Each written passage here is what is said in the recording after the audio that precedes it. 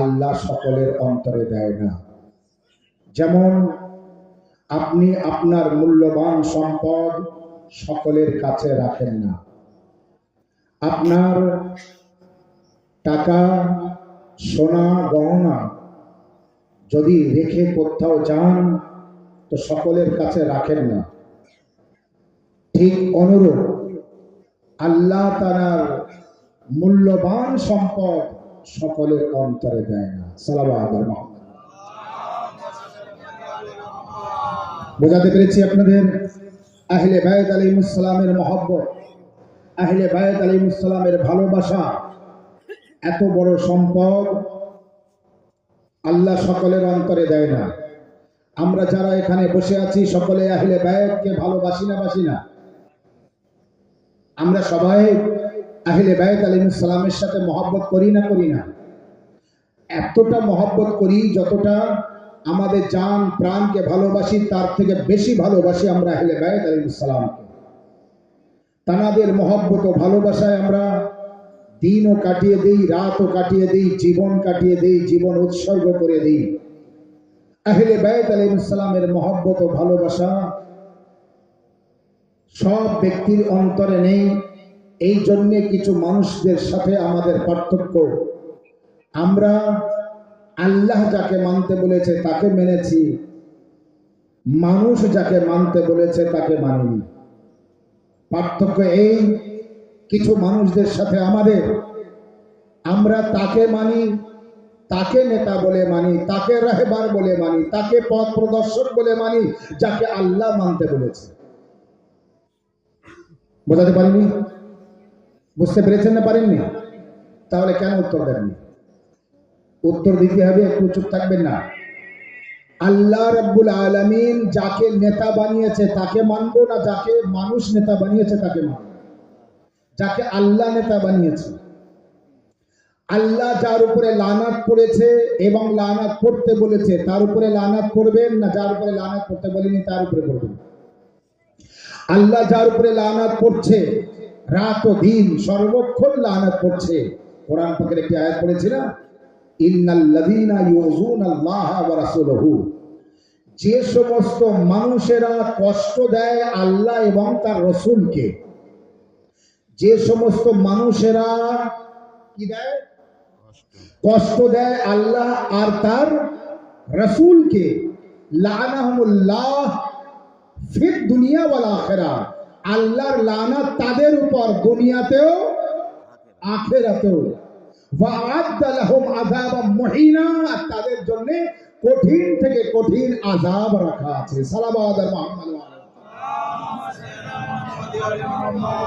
আপনি বলুন, হাওয়া আছে দেখতে পাই না, ফেরেশতা আছে দেখতে পাই না, জিন আছে দেখতে পাই না, এমন কিছু জিনিস আছে দেখতে পাই না।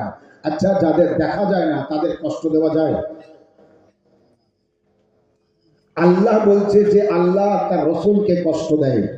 রাসূলুল্লাহ আজ থেকে 1400 বছর আগে তিনি দুনিয়া থেকে পর্দা নিয়েছেন। আমরা এখন রাসূলুল্লাহকে দেখতে পাচ্ছি? আচ্ছা, তাহলে উত্তর দেন এবার, আমরা আল্লাহকে দেখতে পাচ্ছি? আল্লাহ রাসূলকে দেখতে পাচ্ছি? তাহলে আল্লাহ এই কথা কেন বলেছেন? আল্লাহ কোরআনের মধ্যে যা বলেছেন রাসূলুল্লাহর জামানার জন্য শুধু নয়, কিয়ামত পর্যন্ত সমস্ত মানুষের জন্য। এই না, কোরআন নাজিল হয়েছে একটি সময়ের জন্য নয়, কোরআন নাজিল হয়েছে সর্বসময়ের জন্য। ইহদিনা সিরাতাল মুস্তাকিম, আমাকে সোজা রাস্তা দেখাও অথবা সোজা রাস্তায় রাখো, যেই মানে করুক না কেন। এটা শুধু ওই জামানার জন্য না, কিয়ামত পর্যন্ত সমস্ত মানুষদের জন্য। তো যে ব্যক্তি কষ্ট দেবে আল্লাহ তার রাসূলকে, কোনোদিন আল্লাহ দেখা যায়নি, কেউ দেখতে পাইনি আল্লাহকে, আর আজও আমরা আল্লাহকে দেখতে পাই না, তো আল্লাহকে কিভাবে কষ্ট দিই? তাহলে আল্লাহকে কষ্ট দিতে পারি না। কষ্ট যখন দিতে পারছি না তাহলে আল্লাহ বলল কেন? তাহলে আল্লাহ বলল কেন? রাসূলুল্লাহকে যে কষ্ট দেবে তাদের উপরে লানাত হবে, তো যারা রাসূলুল্লাহকে দেখেছেন। আমরা যারা এখানে আছি আমরা এক অপরকে ব্যথা দিতে পারি, কষ্ট দিতে পারি, ভুল বোঝাবুঝি করে ঝগড়া বাঁধতে বিভিন্ন কটু ভাষা বললাম তো কষ্ট দিলাম। আল্লাহর নবীকে 1400 বছর পরে আমরা দেখতে পাচ্ছি না, তার মানে আমরা আল্লাহকেও কষ্ট দিতে পারছি না, আল্লাহ রসুলকেও কষ্ট দিতে পারছি না, মানে আমরা কষ্ট দিচ্ছি না। তাহলে কি আয়াত আমাদের জন্য না? ওই আল্লাহ তো বলেনি এই আয়াতটা কিন্তু কিয়ামত পর্যন্ত মানুষদের জন্য না, এটা বলিনি।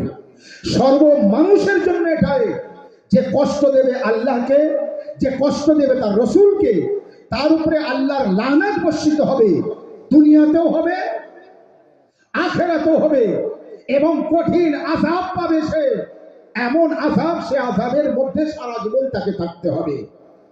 খুঁজে বার করতে হবে আমাদের সেই ব্যক্তিকে। আছে নিশ্চয়ই, আল্লাহ যখন বলেছে তো আছে নিশ্চয়ই। আসুন এবার বুখারী শরীফের হাদিসের মধ্যে যাই। সহিহ বুখারী হাদিস, তার মধ্যে আল্লাহর নবী, যার কলেমা না পড়লে আমরা মুসলমান হতে পারিনি, যাকে সৃষ্টি না করলে আল্লাহ কায়নাতকে সৃষ্টি করতো না, তিনি আর কেউ নন, তিনি আমার ও আপনার দয়ার নবী, তাজদারে মদিনা, মামিনাল লাল আব্দুল্লাহর ইয়তীম বেটা মুহাম্মদ মুস্তাফা সাল্লাল্লাহু আলাইহি ওয়া আলিহি ওয়াসাল্লাম। তার একটি হাদিস বুখারী শরীফের মধ্যে আছে, قال النبي صلى الله عليه وآله وسلم فاطمة بذات مني من أذاها فقد أذاني।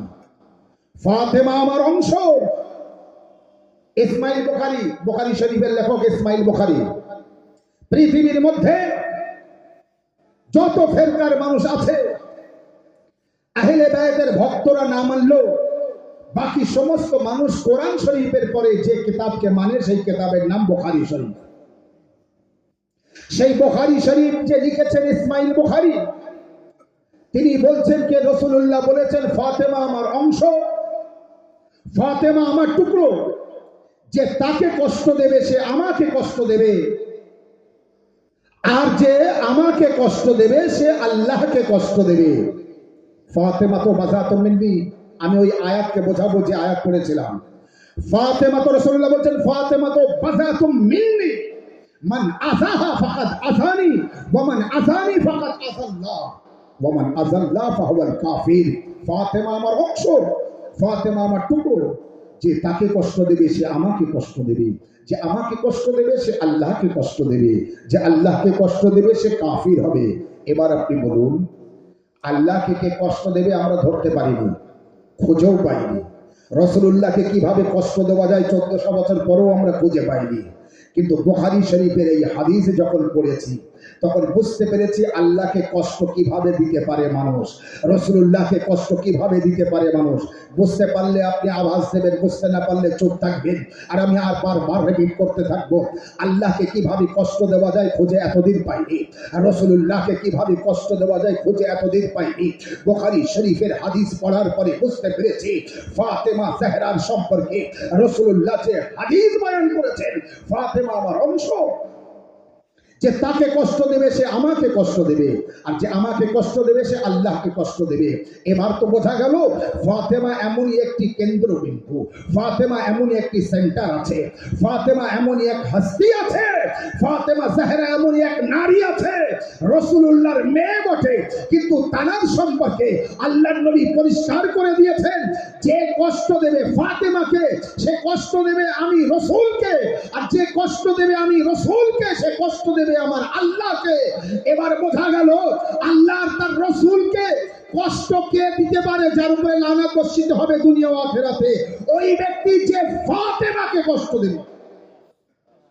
ওই ব্যক্তি যে ফাতেমাকে কষ্ট দেবে তার মানে সেই ব্যক্তি আল্লাহ তার, যে ব্যক্তি ফাতেমাকে কষ্ট দিল সেই ব্যক্তি আল্লাহ তার রাসূলকে কষ্ট দিল, আর যে আল্লাহ তার রাসূলকে কষ্ট দিল তার উপরে লানত বর্ষিত হবে দুনিয়াতেও আখিরাতেও। দুনিয়াতেও তার উপরে আল্লাহর লানত হবে, আখিরাতেও আল্লাহর লানত হবে। সে লানাতুল্লাহ হবে, সে রাজিয়াতুল্লাহ হবে না। সালাওয়াত আল মুহাম্মদ, সে লানাতুল্লাহ হবে, আল্লাহর লানত বর্ষিত হোক তার উপরে, এটাই হবে। মা ফাতেমা জাহরাকে এবার দেখতে হবে কেউ কষ্ট দিয়েছে না দেয়নি। আজ যখন বলা হয় দুনিয়ার মানুষদের কে হ্যাঁ ফাতেমা জাহরাকে কেউ কষ্ট দিয়েছে, এক শ্রেণীর মানুষ ছিল, তারা মা ফাতেমা জাহরাকে কষ্ট দিয়েছে। মানুষ বলে না, এটা হতে পারে না, ফাতেমা আর ফাতেমাকে কষ্ট দেবে? কার এত বড় হিম্মত আছে, কার এত বড় ক্ষমতা আছে ফাতেমাকে কষ্ট দিতে পারে? না, ফাতেমাকে কষ্ট দেওয়া হয়নি। আমি বললাম কিভাবে বলছেন ফাতেমাকে কষ্ট দেওয়া হয়নি? আপনি কোন কিতাব মানেন? বলে আমি বুখারী মানি, আমি মুসলিম শরীফ মানি, আমি তিরমিজি শরীফ মানি, আমি আবু দাউদ শরীফ মানি, আমি ইবনে মাজা মানি, আমি নাসাই শরীফ মানি। আমি বললাম আচ্ছা, তো ফাতেমা জাহরাকে যে কষ্ট দিয়েছে আপনি এই কিতাবের মধ্যে পাননি?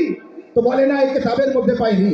আমি বললাম আসুন আমার বাড়িতে, আমি আপনাকে বুখারী শরীফ খুলে দেখাবো। নাম এখনকার বুখারী শরীফে আউট করে দিয়েছে, কিন্তু আগেকার বুখারী শরীফ যদি আরবিতে পান তার মধ্যে পাবেন। এখন নাম নেই, ঘটনা আছে। কি ঘটনা? ঘটনা কি? রাসূলুল্লাহর ইন্তেকালের পর, রাসূলুল্লাহর ওয়াফাতের পর ফাতেমা জাহরা সালাওয়াতুল্লাহ আলাইহা, রাসূলুল্লাহর একমাত্র কন্যা। রাসূলুল্লাহর কটা মেয়ে? রাসূলুল্লাহর 4টে মেয়ে না একটা মেয়ে? রাসূলুল্লাহর একটি মাত্র মেয়ে ফাতেমা জাহরা। যদি কেউ বলে 4টি মেয়ে, তো ফাতেমা জাহরা জান্নাতের নারীদের সরদারনি বুখারী শরীফের মধ্যে আছে। আপনার 4টে মেয়ে হবে, 4 বিঘে জমি হবে, কোনো ছেলে থাকবে না। আপনার ছেলে নেই, 4টে মেয়ে আছে আর 4 বিঘে জমি আছে। একটা মেয়েকে 4 বিঘে জমি দিয়ে দেবেন আর 3টে মেয়েকে কিচ্ছু দেবেন না।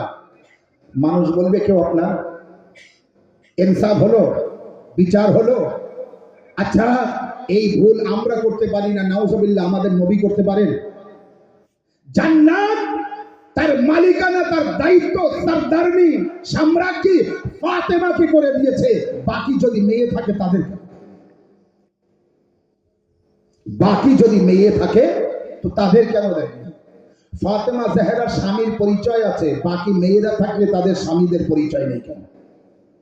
ফাতেমা জাহরার সন্তানের পরিচয় আছে, বাকি মেয়েরা থাকলে তাদের সন্তানের পরিচয় নেই কেন? হ্যাঁ, জাইনাব, কুলসুম, রুকাইয়া, আরো 3টে মেয়ে ফাতেমা জাহরার বোন বলা হয়, অর্থাৎ রাসূলুল্লাহর মেয়ে বলা হয়। এই 3টে জাইনাব, কুলসুম, রুকাইয়া, এই 3টি রাসূলুল্লাহ একজন মহিলাকে বিবাহ করলে রাসূলুল্লাহর স্ত্রী হলো। তার আগের স্বামী মারা গিয়েছে, তার একটি মেয়ে ছিল, মেয়ের হাত ধরে রাসূলুল্লাহর বাড়িতে আসলেন জাইনাব। এইভাবে রাসূলুল্লাহ বাড়িতে ওই মেয়ে বড় হলো। এইভাবে জাইনাব, কুলসুম, তো রুকাইয়া, জাইনাব, কুলসুম 3টে মেয়ে আগের স্বামীর দরুন স্ত্রী তার হাত ধরে রাসূলুল্লাহর বাড়িতে এসেছেন। এ রাসূলুল্লাহর মেয়ে সালাওয়াত মুহাম্মদ। কিন্তু মা খাদিজাতুল কুবরার একমাত্র কন্যা ফাতেমা জাহরা, জাইনাব, কুলসুম, রুকাইয়া না। এই কারণে রাসূলুল্লাহর যত সম্পদ ছিল ফাতেমা জাহরাকে দিয়েছেন। সবথেকে বড় সম্পদ জান্নাত। বুখারী শরীফের মধ্যে আছে না, আল ফাতেমাতু সাইয়্যিদাতুন নিসাই আহলিল জান্নাহ, ফাতেমা জান্নাতের নারীদের সম্রাজ্ঞী। তো আল্লাহর নবী ফাতেমা জাহরাকে করে দিয়েছে। সেই ফাতেমা জাহরার কষ্ট কারা দিয়েছে? রাসূলুল্লাহর ইন্তেকালের পর রাসূলুল্লাহ যে একটি বাগান দিয়ে গিয়েছিলেন ফাতেমা জাহরাকে। আপনার সম্পদ কে পাবে? আপনার কোনো ছেলে নেই, একটা মেয়ে আছে, কে পাবে? মেয়ে পাবে। আপনার যদি মেয়েরা না থাকে, সন্তান কেউ না থাকে, মেয়েও নেই, তো আপনার ভাইপোরা পেতে পারে। আপনার যারা আছে শরিয়াতে সেইভাবে তারা পাবে। কিন্তু আপনার যদি মেয়ে থাকে আর কেউ পাবে না। ছেলে নেই, মেয়ে আছে, তো আপনার মেয়েই পাবে, আর কেউ পাবে না। এটাই আছে শরিয়ত। রাসূলুল্লাহর মেয়ে ফাতেমা জাহরা আছে, তো রাসূলুল্লাহর ওয়াফাতের পর ফেদাকের বাগান কে পাবে?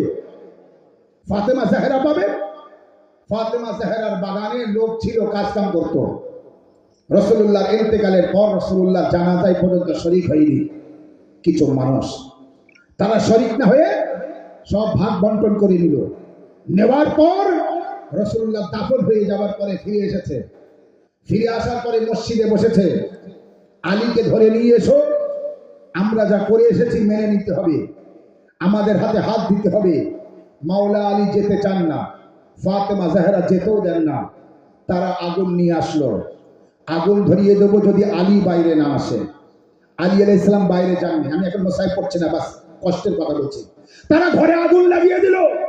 ফাতেমা জাহরার উপরে জুলম অত্যাচার করলো, ফাতেমা জাহরা কষ্ট পেলেন। এরপর এই কষ্টে ফাতেমা জাহরা আছে। আচ্ছা, এই মুহূর্তে আমরা মজলিসে আছি, কারোর একটা কুড়ে ঘর বা যেমন তেমন রান্নাঘরও যদি 20 মিনিট টাকা ধরে যায়, আমরা এখানে বসে থাকবো না, চলে যাব নিবানোর জন্য? মা জাহেরার ঘরে আগুন দেওয়া হয়েছিল, ওই সময় কেউ নিবাতে যায়নি কেন? কারণ ওই সময়কার যে সরকার ছিল সেই সরকার আগুন দিয়েছিল। সরকারের তরফ থেকে লোকজন আগুন দিয়েছে, যাদের বিরুদ্ধে যাওয়ার হিম্মত কারো ছিল না। ফাতেমা জাহরা কষ্ট পেলেন, বাগান থেকে লোক চলে আসলো। মা জাহরা জিজ্ঞাসা করলেন কি হলো? বলে আমাদের বার করে দিয়েছে। ফাতেমা জাহরা দরবারে গেলেন, রাসূলুল্লাহ সেই মেম্বারে তারা বসে আছে দখল করে। ফাতেমা জাহরা যে বললেন আমার বাগান আমার বাপ আমাকে দিয়ে গিয়েছে, আমাকে দেওয়া হোক। বলে না, রাসূলুল্লাহ কিছু নেই, রাসূলুল্লাহ যা ছিল সব উম্মতের, সরকারি হয়ে গিয়েছে, মালে গনিমত। রাসূলুল্লাহ কোনো ওয়ারিস ছেড়ে যায়নি, আর আম্বিয়াদের কোনো ওয়ারিস হয় না। তুমি যে নবীর ওয়ারিস তার প্রমাণ দাও। কোরআন থেকে আয়াত পড়ে পড়ে মা জাহরা প্রমাণ দিয়েছে। বলে ওসব রাখো, হাদিস বলো। হাদিস বলছে, বলে হাদিস রাখো, প্রমাণ সাক্ষী নিয়ে এসো। মাওলা আলীকে সাক্ষী বানিয়েছে, বলে আলী তোমার স্বামী, আলীর কথা মানা যাবে না। হাসান হোসেন সাক্ষী দিচ্ছে, বলে ওরা তোমার ছেলে, ওদের কথা মানা যাবে না। হাসান হোসেন সাক্ষী দিচ্ছে, বলে ওরা ছোট, ওদের কথা মানা যাবে না। ইহুদিদের থেকে খারাপ কিনা, ইসাইদের থেকে খারাপ কিনা? মোবাহেলার ময়দানে হাসান হোসাইনকে দেখে তারা দৌড়ে আসছে, হে মোহাম্মদ তুমি যেন বদদোয়া করো না, তুমি যদি বদদোয়া করো আর তোমার হাসান হোসাইন যদি আমিন বলে তাহলে আমরা ধ্বংস হয়ে যাব। ইসাইরা চিনে ফেলেছে হাসান হোসাইনকে, নবীর কলমা পড়ো, হাসান হোসাইনকে চিনতে পারেনি। সালাওয়াত মুহাম্মদ, নবীর কলেমা পড়ো, হাসান হোসাইনকে চিনতে পারলো না। উম্মে আইমান সাক্ষী দিচ্ছে, বলে ও তো মহিলা, মহিলার কথা মানা যাবে না। কষ্ট দিল, মাথার চুল পেকে সাদা হয়ে গেল, এত কষ্ট মা জাহেরা পেলেন। জাহেরা ঘরে চলে আসলেন, ওখান থেকে বিছান সজ্জা হয়ে গেলেন। ওদের কানে খবর গেল ফাতেমা আর বেশি দিন বাঁচবে না, কারণ ওরা তো জানে যে কাজ করেছে। ওরা বললো আমরা দেখতে যাব। আলী আলাইহিস সালামকে বললো, আলী আলাইহিস সালাম বললো ফাতেমার কাছে শুনে বলবো। ফাতেমা জাহেরা বললেন, আলী তুমি তো জানো আমি তোমার স্ত্রী, আমি ওদের থেকে অসন্তুষ্ট আছি, তোমার ব্যাপার কি করবে? বলে ওরা আসতে যাচ্ছে, আসো। বলে তাহলে আমার এখান থেকে পর্দা দিয়ে দিতে হবে, ওরা পর্দার বাইরে থাকবে, আমার দিকে যেন না দেখতে পায়, আমাকে যেন না দেখতে পায়, আর আমার মুখটা দেওয়ালের দিকে করে দাও। এরপরে ওরা এসে ফাতেমা জাহেরা, বুখারী শরীফের হাদিস পড়ছি, সেই বুখারীর মধ্যে আছে এই ঘটনাটা, এতক্ষণ পড়েছি কিন্তু পরিষ্কার লেখা আছে, আমার কাছে যাবেন আজই দেখিয়ে দেবেন, বাংলা বুখারী শরীফ লেখা আছে। ওরা এসে ফাতেমা জাহেরাকে সালাম দিয়েছে, মা জাহেরা উত্তর দেননি। বলুন শরিয়ত কার ঘর থেকে পেয়েছি আমরা? ফাতেমার ঘর থেকে না? আমরা জানি না সালামের উত্তর দেওয়া ওয়াজিব, সালাম দেওয়া সুন্নাত, উত্তর দেওয়া ওয়াজিব। আর সেই উত্তর ওয়াজিব কাজ না করলে গুনাহ। ফাতেমা জাহরাকে সালাম দিয়েছে, এবার ফাতেমা জাহরার উত্তর দেওয়া ওয়াজিব। ফাতেমা জাহরা উত্তর দেননি, নাউজুবিল্লাহ, তিনি ভুল করেছিলেন। সালামের উত্তর দেওয়া ওয়াজিব, ওয়াজিব। মুসলমানের সালামের উত্তর দেওয়া ওয়াজিব। যে মুসলমান থেকে খারিজ হয়ে গিয়েছে তার সালামের উত্তর দেওয়া আর ওয়াজিব নেই। অতএব শরিয়ত মা জাহরাকে শেখাতে যাবেন না। তো লেখা আছে জাহরা সালামের উত্তর দেননি। এরপরে ওরা বলেছে ফাতেমা যা হওয়ার হয়ে গিয়েছে, ওসব ক্ষমা ঘান্না করে দাও, আমরা মাপ চাইতে এসেছি, আমরা ক্ষমা চাইতে এসেছি। ফাতেমা জাহরা উত্তর দিলেন, আলী আমি তোমাকে সাক্ষী রেখে বলছি। মা জাহরা আলী সাল্লাল্লাহু আলাইহি সাল্লামের সাথে কথা বললেন, শুনতে পেয়েছে সবাই। আলী আমি তোমাকে সাক্ষী রেখে বলছি, হে আল্লাহ শোনো তুমি, আমি এদের থেকে অসন্তুষ্ট হয়ে দুনিয়া থেকে যাচ্ছি, আমি এদের প্রতি রাজি নেই, আমি এদের থেকে নারাজ আছি, অসন্তুষ্ট আছি।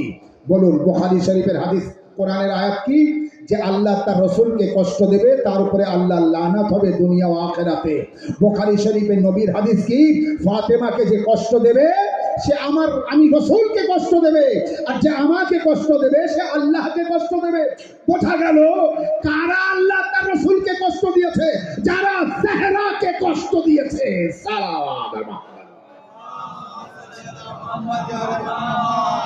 তাহলে এই লোকদের আমরা চিনতে পেরেছি না পারিনি? এবার একদম ছবির মতো সামনে এসেছে না আসেনি? এই লোকগুলি মজবুরি আমাদের কিছু আছে, আমরা নাম বলতে পারছি না, কিন্তু লোকগুলিকে চিনতে পেরেছি না? এই সেই লোক যাদের উপরে আল্লাহ লানাত বর্ষিত হচ্ছে দুনিয়া ও আখিরাতে। এরা লানাতি। পার্থক্য কখনো মানুষদের থেকে আমাদের থেকে থাকতে পারে এটাই, লানাতি ব্যক্তিদের আমরা আজও মানিনি, আজও মানছি না, আর মৃত্যু পর্যন্ত মানব না, কিয়ামত পর্যন্ত মানব না। ফাতেমা বলে কাকে? ফাতেমা অসুস্থ আছে। মাওলা আলী আলাইহিস সালাম বললেন, ফাতেমা জীবনে কিচ্ছু চাওনি আমার কাছে, কিছু তো একটা চাও। মা জাহরা বললেন, আমার বাবা বিয়ের সময় আমার বলে দিয়েছিলেন কোনোদিন স্বামীর কাছে এমন কোন দাবি যেন করো না যে সে হয়তো দিতে পারবে না, আর কষ্ট পাবে। ও আমার মা বোনেরা শুনে রাখুন, মা ফাতেমা জাহরার দাসী ও কানিজের মধ্যে যদি নাম লেখান, স্বামীর কাছে যখন তখন দাবি করবেন না, কারণ যদি না দিতে পারে সে কষ্ট পাবে, আপনিও ব্যথা পাবেন, আর অনেক দূর পর্যন্ত যেতে পারে, অশান্তি ছড়াতে পারে। অতএব মা জাহরা বলেছেন যে হায়দার, আলী, আমার বাবা বলে দিয়েছিলেন স্বামীর কাছে এমন করে দাবি করো না, যদি যে না দিতে পারে তো কষ্ট পাবে। তাই আমি তো জানি তোমার অবস্থা, আমি কিছু চাই না। আলী আলাইহিস সালাম বললেন, ফাতেমা তুমি এত ক্লান্ত আছো, কিছু একটা চাও। তো ফাতেমা জাহরা বললেন যে আলী, যদি পারো তো আমার জন্য একটি ডালিম ফল নিয়ে এসো। ওই সময় ডালিমের সিজন না, তারপরেও মাওলা আলী আলাইহিস সালামের কাছে একটা পয়সাও নেই। বাইরে গেলেন, ইহুদিদের ঘরে ঘরে গেলেন, কাজে নেবে আমার, কাজে নেবে আমার, কাজে নেবে আমার। কাজ খুঁজে খুঁজে কেউ কাজে নিল, কাজ করার পরে কিছু জব দিল, সেগুলিকে কিছু দিনার বা দিরহাম দিয়েছে, সেগুলি বিক্রি করে খুঁজে বেড়াচ্ছে কোথায় ডালিম পাবো। এক ব্যক্তির ডালিম ছিল তার গোডাউনে, সে একটি ডালিম দিয়েছে, আর একটি ডালিম ছিল, সে ডালিমের মূল্য মাওলা আলী আলাইহিস সালামের, সে যা বলেছে আলী আলাইহিস সালাম তার বেশি দিয়েছে। কেন না, তোমার সম্পদ তুমি খুব কষ্ট করে রেখেছিলে, একটি ডালিম। মাওলা আলী এবার ফাতেমা জাহরার জন্য নিয়ে যাচ্ছেন। ফাতেমা চাননি, বলে চালিয়েছেন। রাস্তা দিয়ে যাচ্ছিলেন, রাস্তার ধারে একজন ভিখারি ছটফট করছে। মাওলা আলী বললেন, কি হলো? বলে, আমি খুব ক্ষুধার্ত আছি, আমাকে কিছু খেতে দেবে? সেই ডালিমটা 4টে ফালি করলেন, একটা ফালি তাকে দিলেন। খাবার পরে বলছে, আর একটু যদি হতো আমি আরো একটু সুস্থ হতাম, আরো আধগানা তাকে দিলেন। বাস, আর তাকে 2 ফালি নিয়ে যাচ্ছিলেন। কিছু দূর যাওয়ার পরে আরো একটি অসহায় ব্যক্তিকে দেখলেন, সেও জিজ্ঞাসা করলেন, মাওলা কি হয়েছে? বলে, কয়েকদিন খাওয়া হয় না। মাওলা আলী আলাইহিস সালাম তাকে আধগানা ডালিম দিলেন, বলল যদি আরেকটু হতো, বাকিটাও দিয়ে দিলেন। খালি হাতে মাওলা আলী ঘরে ফিরে যাচ্ছেন। খালি হাতে মাওলা আলী ঘরে ফিরে গেলেন। যেই নাকি ঘরে ফিরে গেলেন, ভাবুন যে ফাতেমা জীবনে চায় না, আর আজ আমি বলে এসেছি এই ডালিম কেউ দেয়? কিন্তু মাওলা দেখুন কাকে বলে, আলী বলে তো কাকে বলে। ডালিমগুলি সব দান করে দিয়ে বাড়িতে চলে গেলেন। যেই বাড়িতে গেলেন, সাথে সাথে দেখলেন ফাতেমা জাহরা সালাওয়াতুল্লাহ আলাইহা বড় একটি খানজার থালা, সুন্দর কাপড় দিয়ে ঢাকা। মা জাহরা মাওলা আলী আলাইহিস সালামের সামনে এনে পেশ করলেন, আলী নাও বিসমিল্লাহ করো। মাওলা আলী কাপড়টি তুলে দেখলেন এক থালা খানজার থালা, ডালিম ফল সাজানো আছে। মাওলা আলী আলাইহিস সালাম ভাবলেন, অবাক হয়ে গেলেন, ডালিমের সিজন না, সারা মার্কেটে খুঁজে পাইনি, একটি পেয়েছিলাম তাও দিয়ে আসলাম। এ জাহরা, এ ফাতেমা, এতটা ডালিম কোথায় পেলে? মা জাহরা উত্তর দিয়েছেন, আলী, একটু আগে এক ব্যক্তি এসে আমাকে দিয়ে গিয়েছে, আমি জিজ্ঞাসা করেছি কে পাঠিয়েছে, বলে আলী পাঠিয়েছে। কে পাঠিয়েছে? বলে আলী পাঠিয়েছে। মাওলা আলী আলাইহিস সালাম উত্তর দিলেন, ফাতেমা অবশ্যই আলী পাঠিয়েছে, কিন্তু জমিনের আলী না, আসমানের আলী পাঠিয়েছে। জমিনের আলী একটা ডালিম চারটে ভাগ করে দিয়েছে, আসমানের আলী এক খানজার থালা ডালিম পাঠিয়ে দিয়েছে। সালাওয়াত।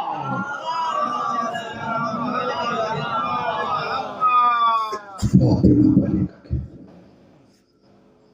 মা জাহরার এত ফজিলত আছে, আল্লাহু আকবার। ভাইরা আমার, সারা রাত বলবো শেষ হবে না, সারা রাত বলবো শেষ হবে না।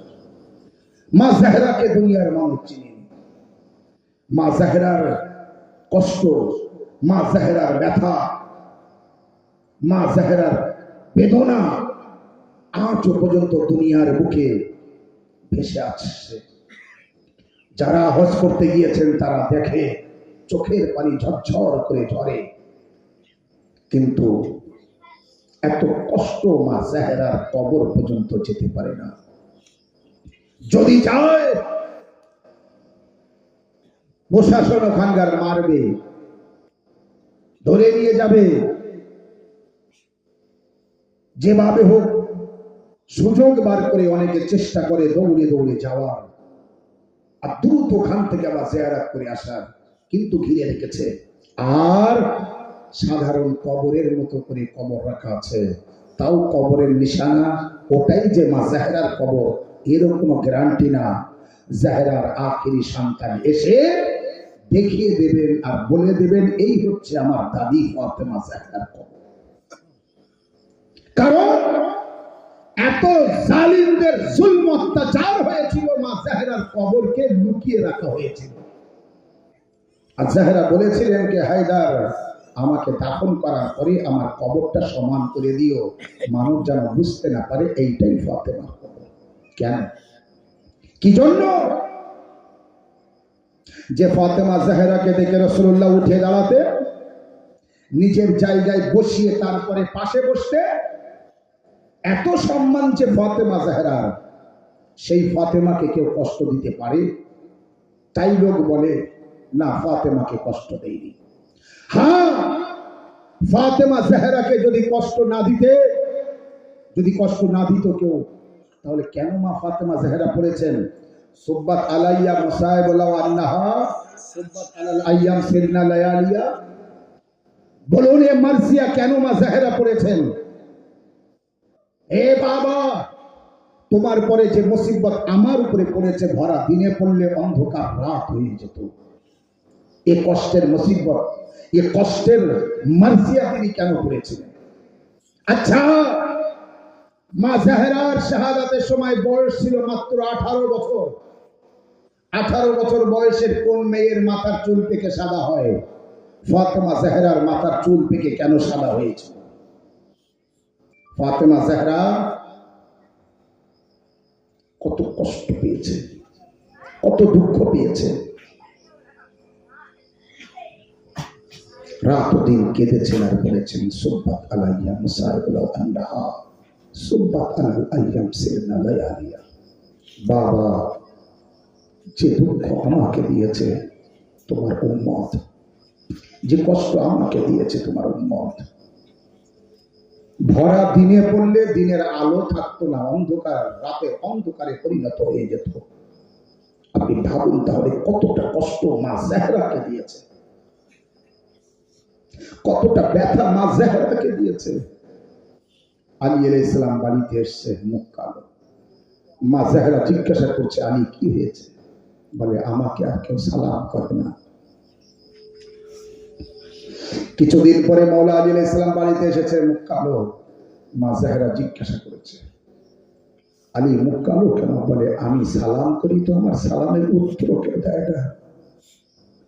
রাসূলুল্লাহ শাহাদাতের পর মাওলা আলীকে সালাম করা ছেড়ে দিয়েছে, আর মাওলা আলী সালাম করলে লাস্টে উত্তর দেওয়া ছেড়ে দিয়েছে। এত রাগ ওদের ছিল, এত ব্যথা ওদের মধ্যে ছিল। কিসের রাগ, আক্রোশ ছিল।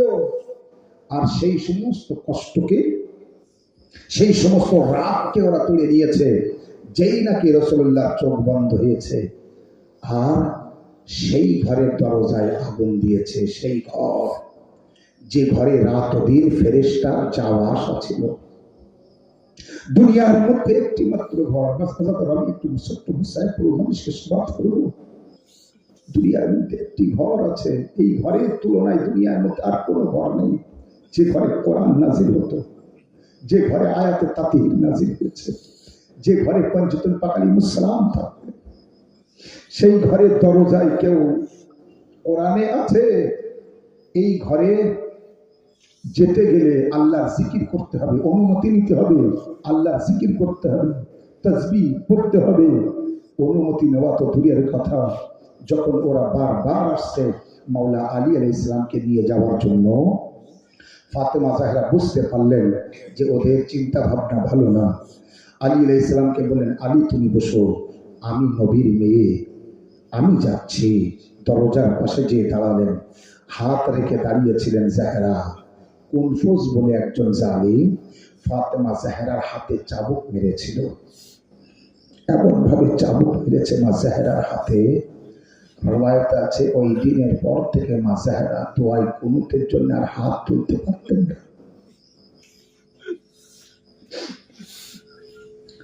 আমরা যে কুনুত পড়ি না হাত তুলে, কুনুতের জন্য আর হাত তুলতে পারতেন না।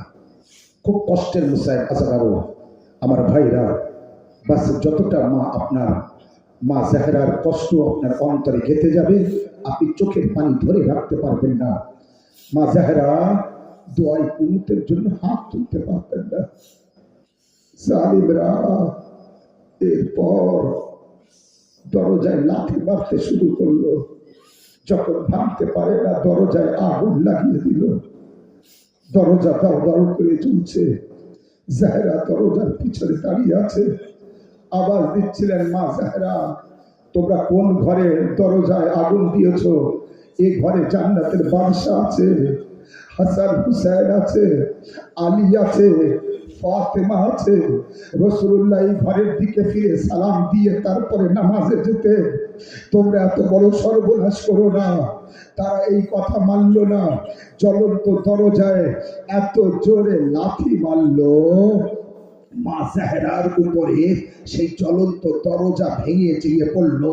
দরজা আর দিওয়ালের মাঝখানে জাহরা এমন ভাবে পিষে যেয়ে জাহরা পড়ে গেলেন। জাহরার উপরে জ্বলন্ত দরজা, কিন্তু যখন দেওয়াল আর দরজা লেগে গিয়েছিল, দরজায় একটি কুল পেরেক ছিল যা পুড়ে আগুন হয়ে জাহরার শরীরে ফুটে গিয়েছিল। জাহরা পড়ে যায় জ্বলন্ত দরজার উপর দিয়ে।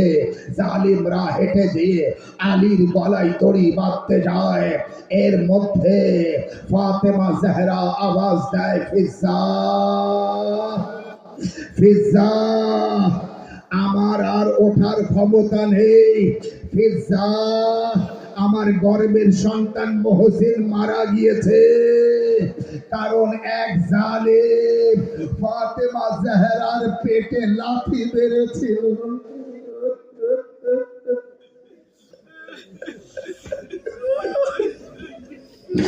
মা জাহরার পেটে লাথি মেরেছিল একটা জালিম। ফাতেমা জাহরা আওয়াজ দিলেন, আমার মহসিন মারা গিয়েছে, ফিজ্জা আমাকে ধরে তোলো। হায় ফাতেমার, যখন ফিজ্জা ধরে তুললেন, ইমামে হুসাইন খুব ছোট দূরে আছে, হাসান নিকটে ছিলেন, বড় ছেলে। ইমামে হাসান দেখলেন কি হলো। এরপরে এক জালিম মাওলা আলীর গলায় যারা দড়ি বেঁধে টেনে নিয়ে যাচ্ছে, এক জালিম এগিয়ে এসে ফাতেমা জাহরা বসে বসে এবার কাঁদছিলেন, বাবা বাবা, দেখো তোমার উম্মত তোমার মেয়েকে কিভাবে মারছে।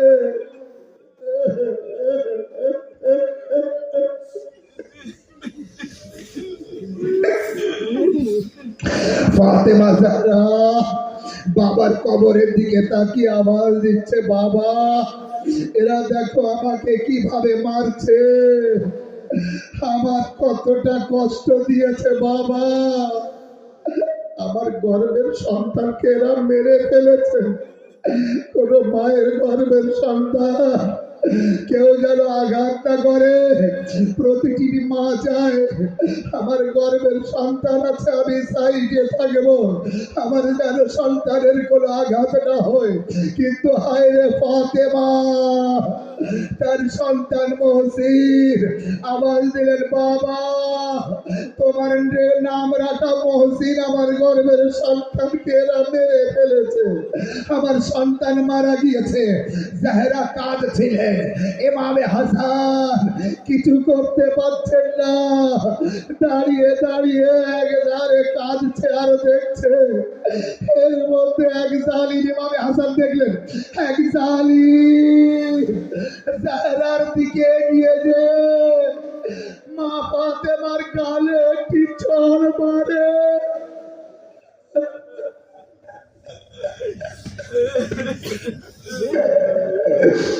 মা জাহেরার গালে চড় মারলো। ফাতেমা জাহেরার কষ্ট দেখো, কেউ পেটে লাথি মারলো, কেউ গালে চড় মারলো, কেউ হাতে চাবুক মারলো। জাহেরার পাঁজর ভেঙে গেল। জাহেরা এবারে যখন বসে নামাজ পড়তেন, বসে বসে পড়তেন, আর দাঁড়িয়ে নামাজ পড়তে পারে না, হাত তুলে দোয়ায় কুনুত পড়তে পারে না। জাহেরা যখন শুয়ে থাকতেন, মাওলা আলীকে ডেকে বলতেন, আলী আমি একটু ডাইনে কাঁধ হতে পারছি না, যন্ত্রণা হচ্ছে, আমাকে একটু ডাইনে কাঁধ করে দাও, আমাকে একটু পায়ে কাজ করে দাও। হায় ফাতেমা জাহেরা এত মুসিবত, এত কষ্ট পেয়েছিলেন, না ডাইনে থেকে বায়ে হতে পারতেন একা একা, না বায়ে থেকে ডাইনে হতে পারতেন একা একা। ভাইরা আমার, জানি না আগামী বছর বাঁচবেন কিনা।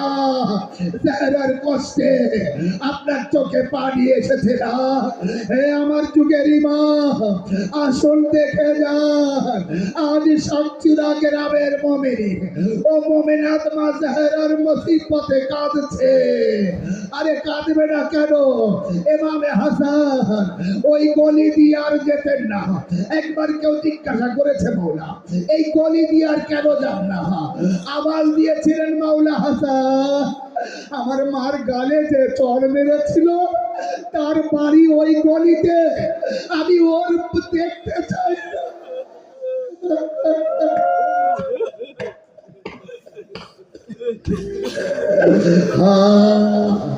এইভাবে আওয়াজ দিয়ে কাঁদবে, আপনার আওয়াজ ফেরেশতারা নিয়ে যেন মা জাহেরার জান্নাতুল বাকিতে কবরে গিয়ে পৌঁছে যায়।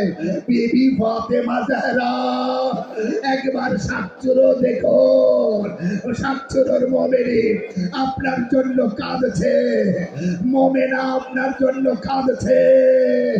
হাই গো ফাতেমা জাহেরা, কাঁদতে কাঁদতে মাওলা আলীকে বলেছিলেন, এ আলী আমি মারা গেলে আমাকে গোসল তুমি দিও, রাতের অন্ধকারে গোসল দেবে, আমার কাফন তুমি পরাবে, আমাকে দাফন করবে।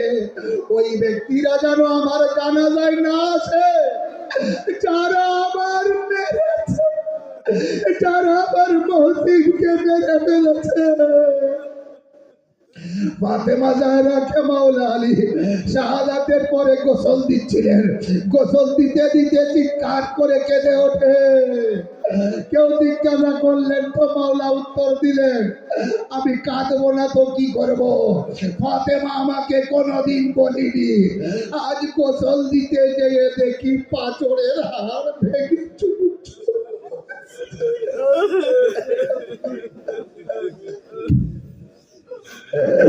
ফাতেমা জাহেরার পাঁজরের হাড় ভেঙে চুর চুর হয়ে আছে।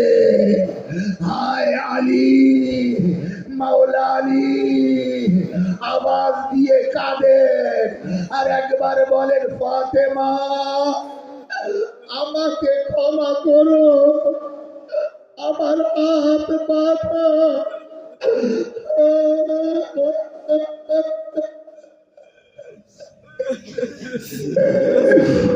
জাহেরার যারা যখন কাপড় পরানো হয়ে গেল, বাবা খলিফা সাহেবকে দেখে কাপড় পরানো হয়ে গেল, মাওলা আলী বলেন এসো সবাই বিদায় নাও, মায়ের মুখটা আখেরি বার দেখে নাও। জাইনাব এসে দেখলেন, কুলসুম দেখলেন, ইমামে হাসানকে মায়ের মুখটা দেখলেন আর কাঁদে, বেহুশ হয়ে যাচ্ছে, কাঁদছে। একবার মাওলা আলী হুসাইনকে পাচ্ছে না, একবার মুখ ঘুরিয়ে দেখে দরজার পাশে দরজা ধরে ইয়েতিম হয়ে কাঁদছে দুই চোখ দিয়ে। হুসাইন বাবা এসো এসো, মায়ের মুখটা দেখে নাও।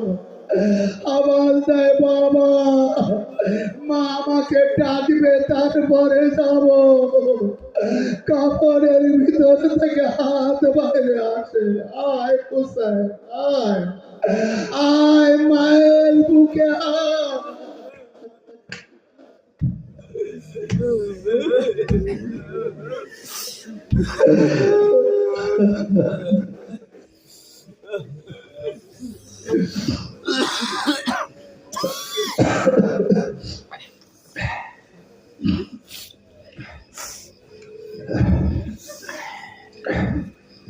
इन्ना लिल्लाह व इन्ना इलैहि राजिऊन। रदन बिक़ज़ाइ व तस्लीमन